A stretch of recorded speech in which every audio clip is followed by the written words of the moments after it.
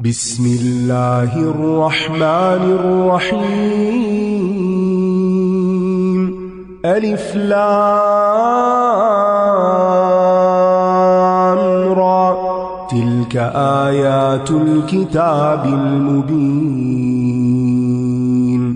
إنا أنزلناه قرآنا عربيا لعلكم تعقلون. نحن نقص عليك أحسن القصص بما أوحينا إليك هذا القرآن وإن كنت من قبله لمن الغافلين. إذ قال يوسف لأبيه يا أبت إني رأيت 11 كوكبا والشمس والقمر رأيتهم لي ساجدين. قال يا بني لا تقصص رؤياك على إخوتك فيكيدوا لك كيدا إن الشيطان للإنسان عدو مبين.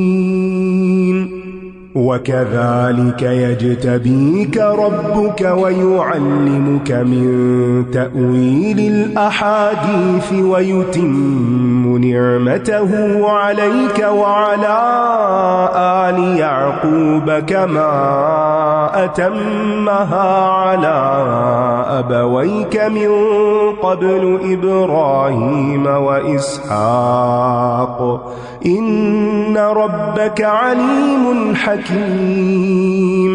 لقد كان في يوسف وإخوته آيات للسائلين إذ قالوا ليوسف وأخوه أحب إلى أبينا منا ونحن عصبة إن أبانا لفي ضلال مبين. اقتلوا يوسف أو اطرحوه أرضا يخل لكم وجه أبيكم وتكونوا من بعده قوما صالحين. قال قائل منهم لا تقتلوا يوسف وألقوه في غيابة الجب يلتقطه بعض السيارة إن كنتم فاعلين. قالوا يا أبانا ما لك لا تأمنا على يوسف وإنا له لناصحون. أرسله معنا غدا يرتع ويلعب وإنا له لحافظون. قال إني ليحزنني أن تذهبوا به وأخاف أن يأكله الذئب وأنتم عنه غافلون. قالوا لئن أكله الذئب ونحن عصبة إنا إذا لخاسرون. فلما ذهبوا به وأجمعوا أن يجعلوه في غيابة الجب وأوحينا إليه لتنبئنهم بأمرهم هذا وهم لا يشعرون. وجاءوا أباهم عشاء يبكون. قالوا يا أبانا إنا ذهبنا نستبق وتركنا يوسف عند متاعنا فأكله الذئب كذب وما أنت بمؤمن لنا ولو كنا صادقين وجاءوا على قميصه بدم كذب قال بل سولت لكم أنفسكم أمرا فصبر جميل والله المستعان على ما تصفون. وجاءت سيارة فأرسلوا واردهم فأدلى دلوه قال يا بشرى هذا غلام وأسروه بضاعة والله عليم بما يعملون. وشروه بثمن بخس دراهم معدودة وكانوا فيه من الزاهدين. وقال الذي اشتراه من مصر لامرأته أكرمي مثواه عسى أن ينفعنا أو نتخذه ولدا وكذلك مكنا ليوسف في الأرض ولنعلمه من تأويل الأحاديث والله غالب على أمره ولكن أكثر الناس لا يعلمون. ولما بلغ أشده آتيناه حكما وعلما وكذلك نجزي المحسنين. وراودته التي هو في بيتها عن نفسه وغلقت الأبواب وقالت هيت لك قال معاذ الله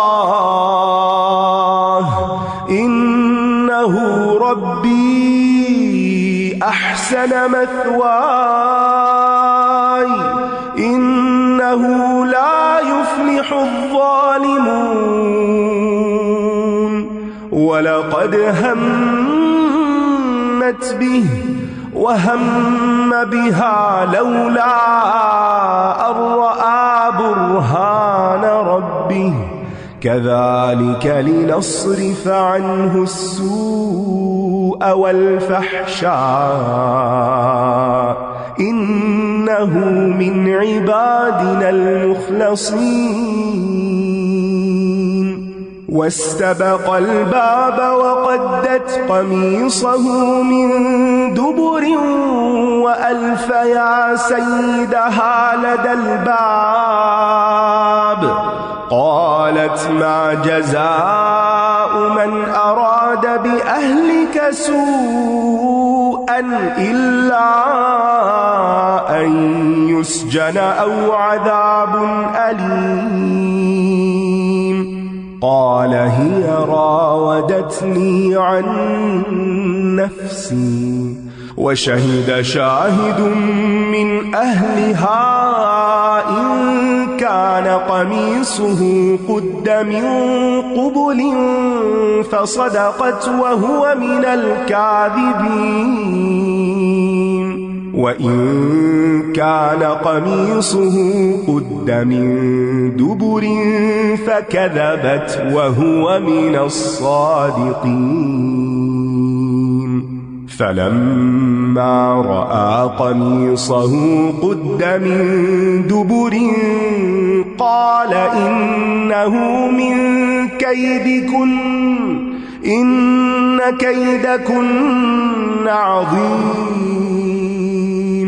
يوسف أعرض عن هذا واستغفري لذنبك إنك كنت من الخاطئين. وقال نسوة في المدينة امرأة العزيز تراود فتاها عن نفسه قد شغفها حبا إنا لنراها في ضلال مبين.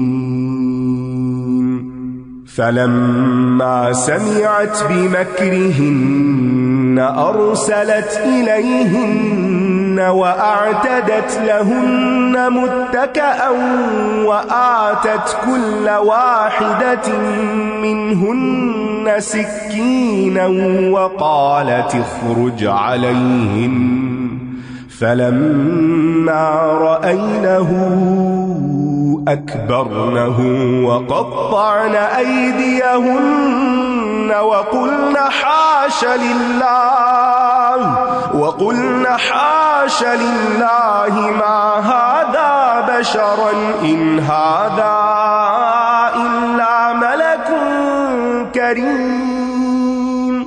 قالت فذلكن الذي لمتنني فيه ولقد راودته عن نفسه فاستعصم ولئن لم يفعل ما آمره ليسجنن وليكونن من الصاغرين. قال رب السجن أحب إلي مما يدعونني إليه وإلا تصرف عني كيدهن أصب إليهن وأكن من الجاهلين. فاستجاب له ربه فصرف عنه كيدهن إنه هو السميع العليم. ثم بدا لهم من بعد ما رأوا الآيات ليسجننه حتى حين. ودخل معه السجن فتيان قال أحدهما إني أراني أعصر خمرا وقال الآخر إني أراني أحمل فوق رأسي خبزا تأكل الطير منه نبئنا بتأويله إنا نراك من المحسنين. قال لا يأتيكما طعام ترزقانه إلا نبأتكما بتأويله قبل أن يأتيكما ذلكما مما علمني ربي إني تركت ملة قوم لا يؤمنون بالله وهم بالآخرة هم كافرون واتبعت ملة آبائي إبراهيم وإسحاق ويعقوب ما كان لنا أن نشرك بالله من شيء ذلك من فضل الله علينا وعلى الناس ولكن أكثر الناس لا يشكرون. يا صاحبي السجن أأرباب متفرقون خير أم الله الواحد القهار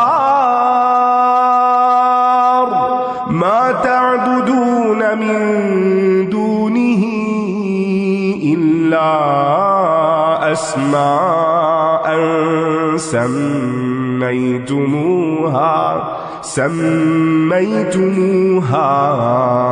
أنتم وآباؤكم ما أنزل نزل الله بها من سلطان إن الحكم إلا لله أمر ألا تعبدوا إلا إياه ذلك الدين القيم ولكن أكثر الناس لا يعلمون يا صاحبي السجن أما أحدكما فيسقي ربه خمرا وأما الآخر فيصلب فتأكل الطير من رأسه قضي الأمر الذي فيه تستفتيان وقال للذي ظن أنه ناج منهما اذكرني عند ربك فأنساه الشيطان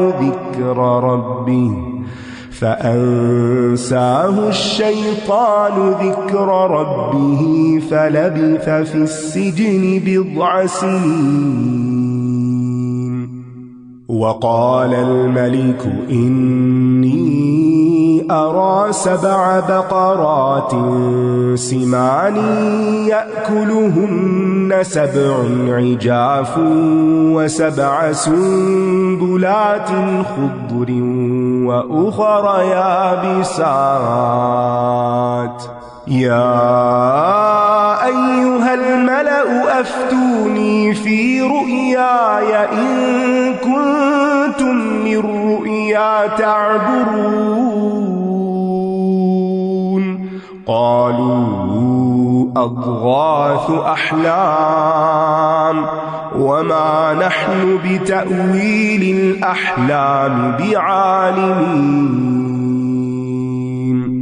وقال الذي نجا منهما وادكر بعد أمة أنا أنبئكم بتأويله فأرسلون يوسف أيها الصديق أفتنا في 7 بقرات سمان يأكلهن 7 عجاف و7 سنبلات خضر وأخر يابسات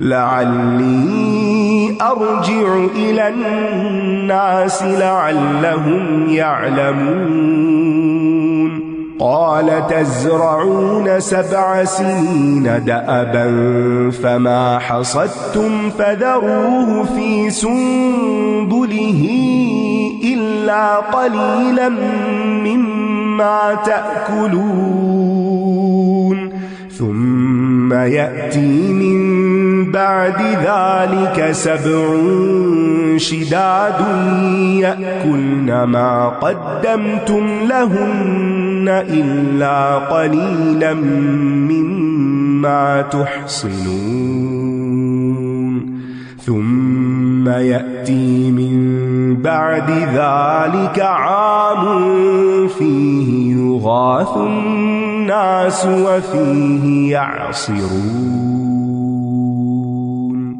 وقال الملك ائتوني به فلما جاءه الرسول قال ارجع إلى ربك فاسأله ما بال النسوة اللاتي قطعن أيديهن إن ربي بكيدهن عليم قال ما خطبكن إذ راوتن يوسف عن نفسه قلن حاش لله ما علمنا عليه من سوء قالت امرأة العزيز الآن حصحص الحق أنا راودته عن نفسه وإنه لمن الصادقين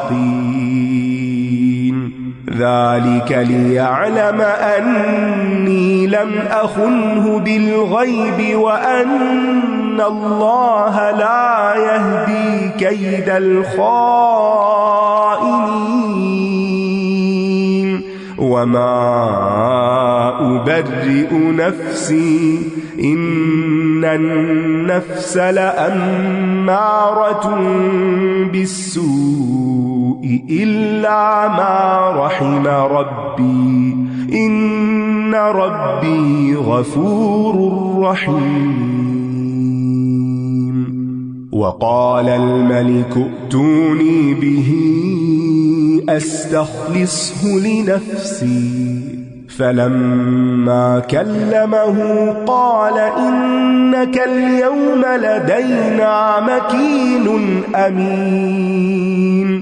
قال اجعلني على خزائن الأرض إني حفيظ عليم. وكذلك مكنا ليوسف في الأرض يتبوأ منها حيث يشاء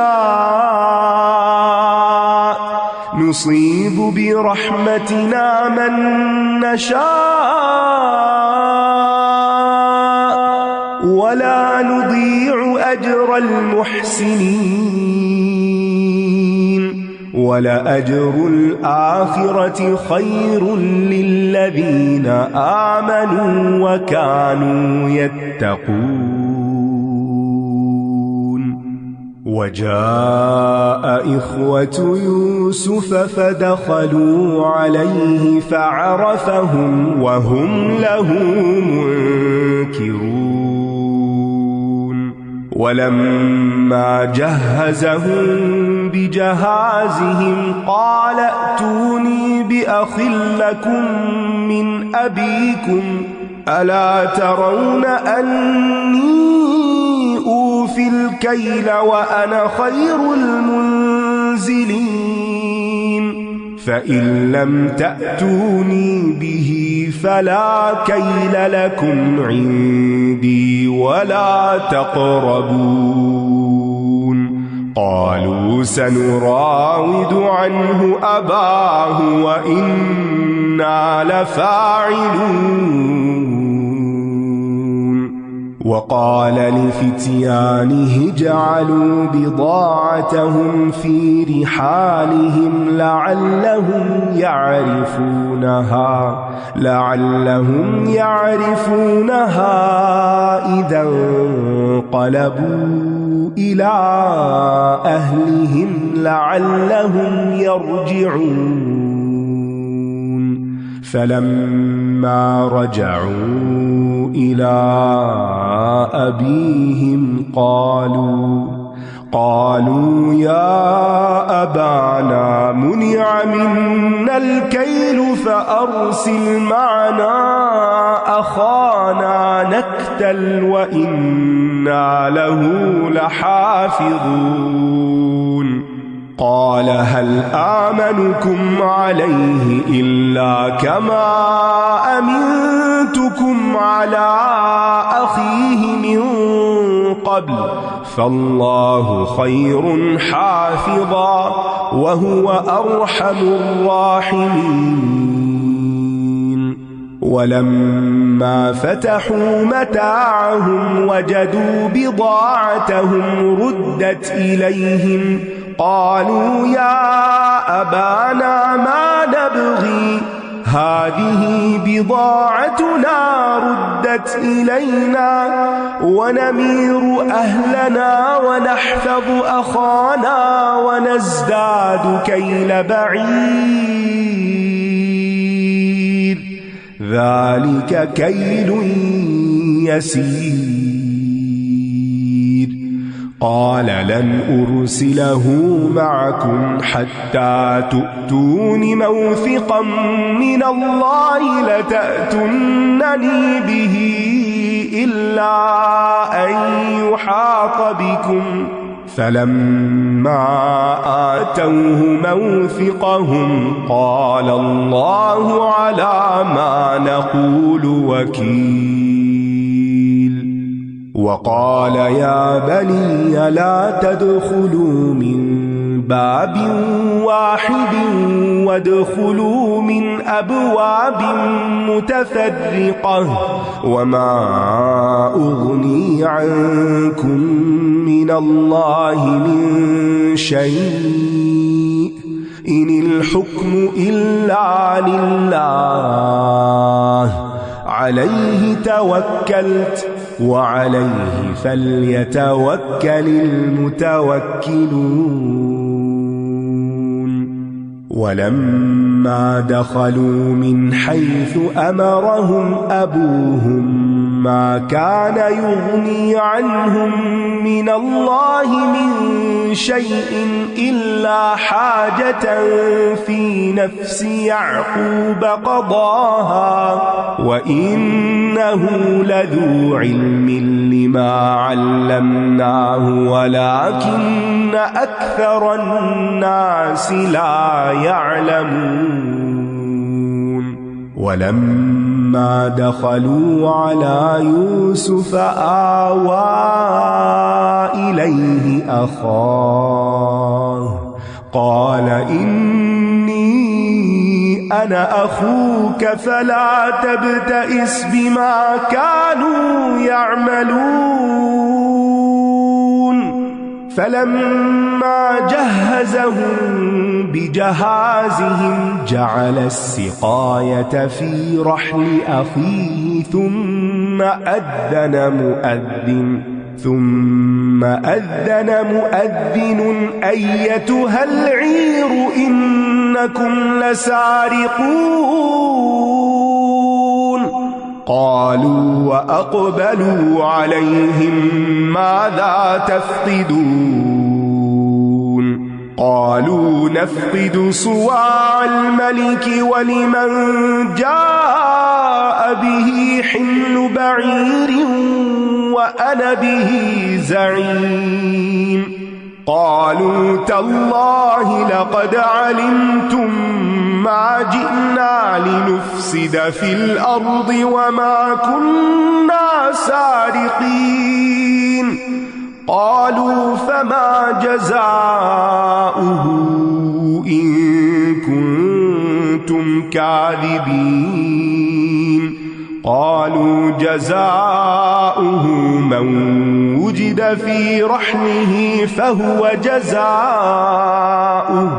كذلك نجزي الظالمين فبدأ بأوعيتهم قبل وعاء أخيه ثم استخرجها من وعاء أخيه كذلك كدنا ليوسف ما كان ليأخذ أخاه في دين الملك إلا أن يشاء الله نرفع درجات من نشاء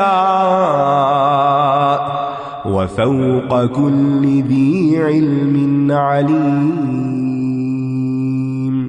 قالوا إن يسرق فقد سرق أخ له من قبل فأسرها يوسف في نفسه ولم يبدها لهم قال أنتم شر مكانا والله أعلم بما تصفون قالوا يا أيها العزيز إن له أبا شيخا كبيرا فخذ أحدنا مكانه إنا نراك من المحسنين قال معاذ الله أن نأخذ إلا من وجدنا متاعنا عنده إنا إذا لظالمون فلما استيئسوا منه خلصوا نجيا قال كبيرهم ألم تعلموا أن أباكم قد أخذ عليكم موثقا من الله ومن قبل ما فرطتم في يوسف فلن أبرح الأرض حتى يأذن لي أبي أو يحكم الله لي وهو خير الحاكمين ارجعوا إلى أبيكم فقولوا يا أبانا إن ابنك سرق وما شهدنا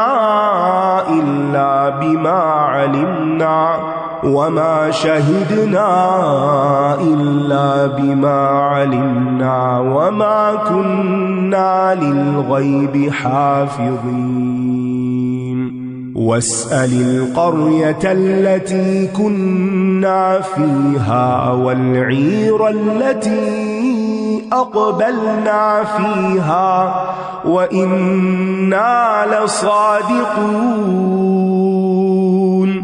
قال بل سولت لكم أنفسكم أمرا فصبر جميل عسى الله أن يأتيني بهم جميعا إنه هو العليم الحكيم وتولى عنهم وقال يا أسفا على يوسف وابيضت عيناه من الحزن فهو كظيم قالوا تالله تفتأ تذكر يوسف حتى تكون حرضا أو تكون من الهالكين قال إنما أشكو بثي وحزني إلى الله وأعلم من الله ما لا تعلمون يا بني اذهبوا فتحسسوا من يوسف وأخيه ولا تيأسوا من روح الله إنه لا ييأس من روح الله إلا القوم الكافرون فلما دخلوا عليه قالوا يا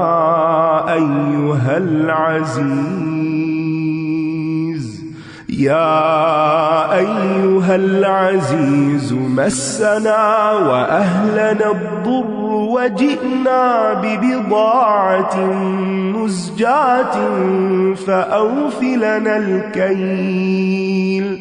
فأوف لنا الكيل وتصدق علينا إن الله يجزي المتصدقين قال هل علمتم ما فعلتم بيوسف وأخيه إذ أنتم جاهلون قالوا أئنك لأنت يوسف قال أنا يوسف وهذا أخي قد من الله علينا إنه من يتق ويصبر فإن الله لا يضيع أجر المحسنين قالوا تالله لقد آثرك الله علينا وإن كنا لخاطئين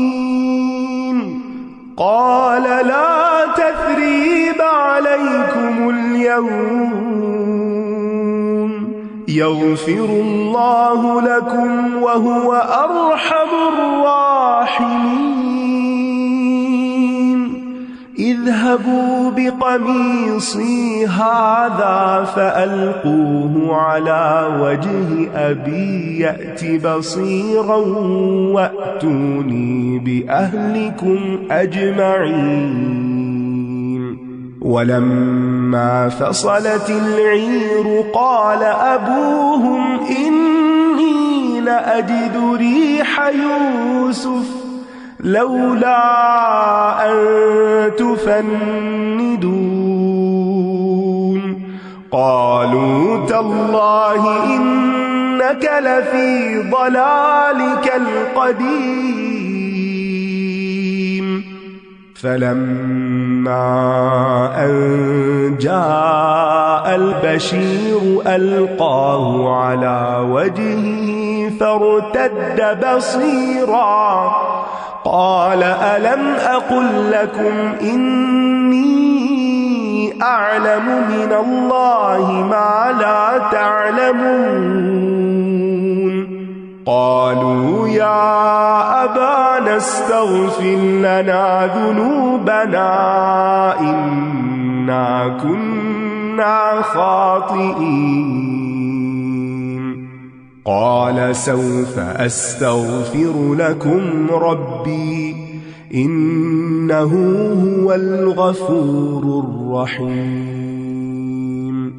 فلما دخلوا على يوسف آوى إليه أبويه وقال ادخلوا مصر إن شاء الله آمنين.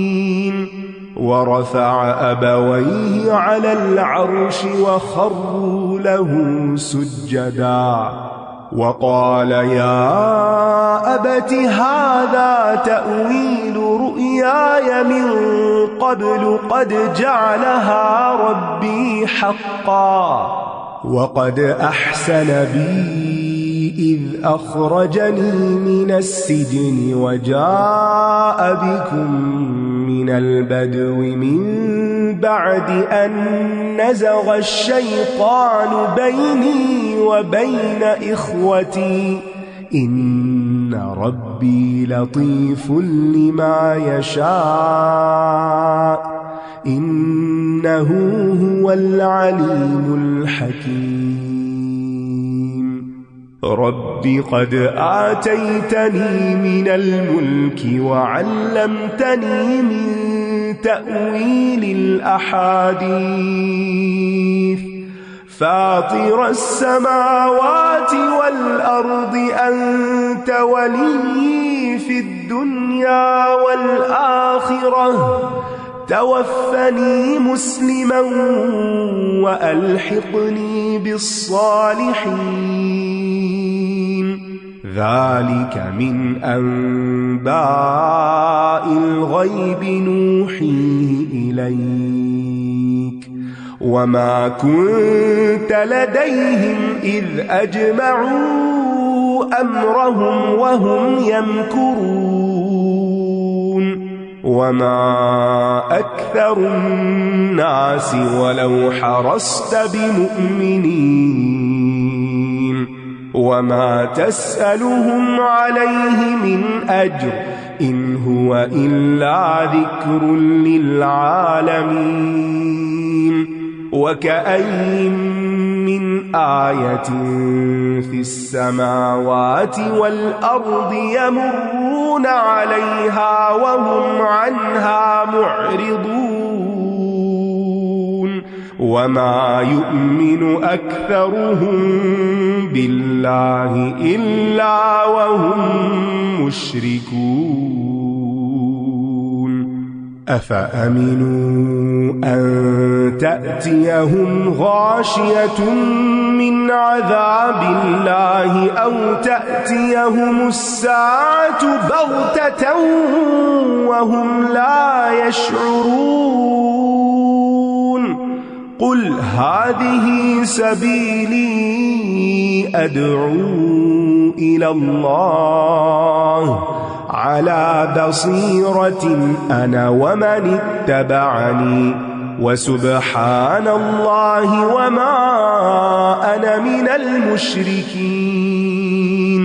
وما أرسلنا من قبلك إلا رجالا نوحي إليهم من أهل القرى أفلم يسيروا في الأرض فينظروا كيف كان عاقبة الذين من قبلهم ولدار الآخرة خير للذين اتقوا أفلا تعقلون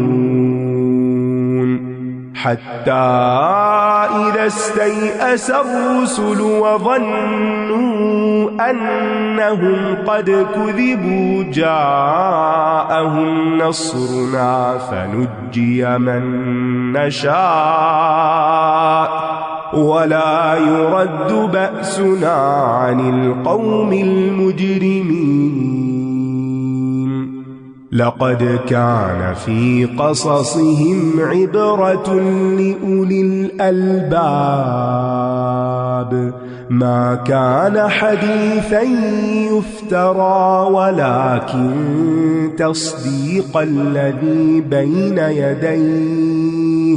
ولكن تصديق الذي بين يديه وتفصيل كل شيء وهدى ورحمة لقوم يؤمنون.